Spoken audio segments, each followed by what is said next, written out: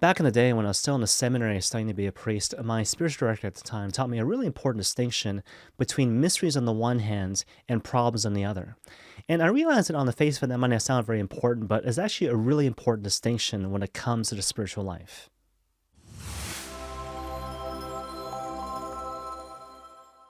So perhaps we might define problems as situations which have a clearly definable solution. And so, for example, let's say you're in a situation where a light bulb is burnt out. Well, clearly the thing to do in that situation is to change out the light bulb, in which case, problem solved, right? But you see, in contrast, a mystery is something very different. And so, for example, a mystery is something like beauty, love, suffering.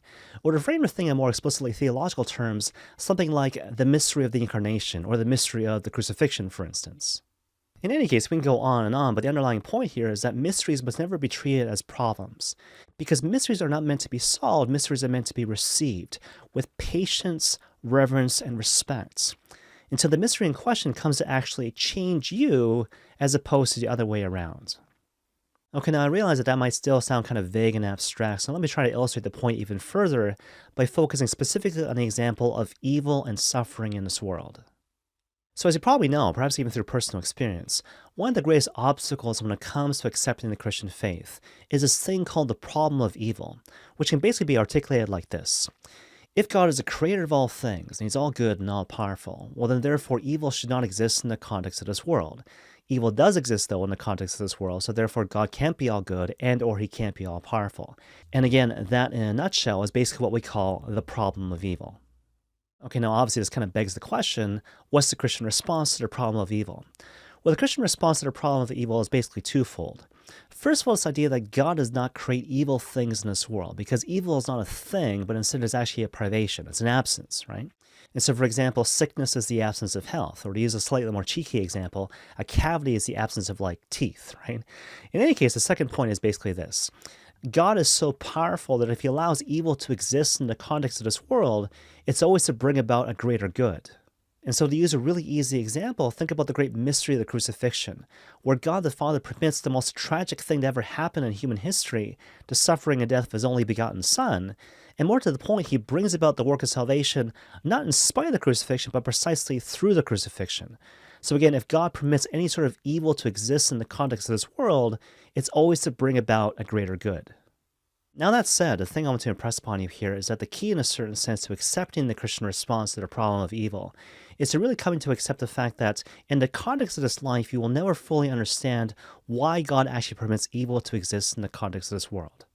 Because, I think quite honestly, a lot of us say to ourselves on some level, some variation of, I gots to know, right? Like, I gotta know the particular reason why God is permitting this evil thing to happen in the context of my life, short of which I just can't let the thing go. Whereas the reality is, that was never part of the deal, right? And so to borrow an analogy from Bishop Robert Barron, think about a medieval tapestry, where one side of the tapestry is this beautiful image, something like the medieval equivalent of dogs playing pool. Whereas on the other hand, the other side is basically knots and strings. And of course, Bishop Barron's point here is on this side of heaven, all we basically see are the knots and the strings, which speaks to the fact that in order to fully appreciate the Christian response to the problem of evil, we need to trust. And in particular, we need to trust that even though we can only see for the most part, again, the knots and the strings, God himself is constructing this beautiful image, which we'll only fully appreciate at the end of time. Now that said, in a certain sense, the real difficulty when it comes to the problem of evil is not so much how to give the philosophical response to the issue, but rather how to deal with the situation pastorally speaking.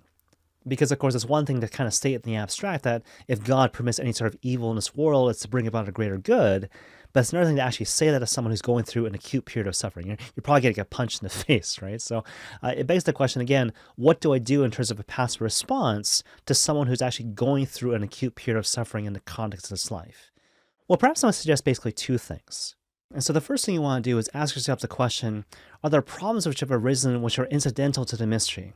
And if so, how can I help?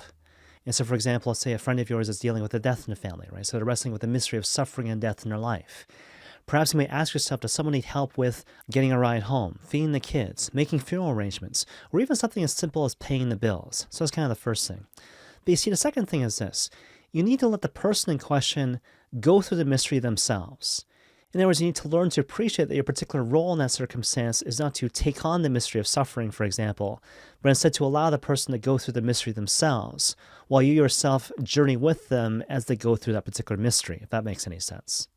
And so to illustrate the point, think about the Old Testament story of the book of Job, where the principal character of Job undergoes the loss of his property, his health, even his children. In response to which his friends, at the early stage of the game, they just sit with him. It's only later that they talk and they kind of ruin the whole thing. But at the beginning, they just sit with him for 7 days, which is actually a really good spiritual move. To use a slightly more contemporary example, there's this long-standing Jewish tradition called sitting Shiva, where if someone dies, the surviving members of the family hold sort of a wake service, if you will, in one of their homes. And you see the whole idea here, right, is that when people come to visit, if the surviving members of the family want to talk, well, then obviously you talk with them. But if they want to just sit there in silence, well, then you just shut up and you be with them in silence.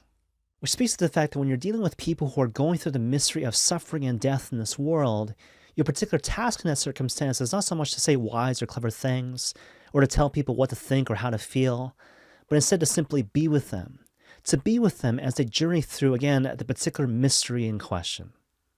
In any case, even though we've obviously spent a lot of time thus far talking about the Christian response to the reality of human suffering, it still kind of begs the question, what do we do when we ourselves are the ones who are suffering?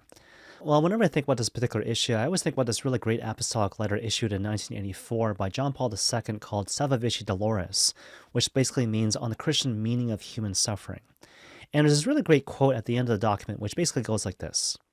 Whenever you ask God the question, why is it that I'm suffering? The first thing you should notice is that the one to whom you're posing the question is himself suffering and dying on the cross, which reminds us that God's answer to human suffering is never given to us in the abstract, but instead is only revealed to us insofar as we come to fully embrace and unite our sufferings to the sufferings of Christ on the cross.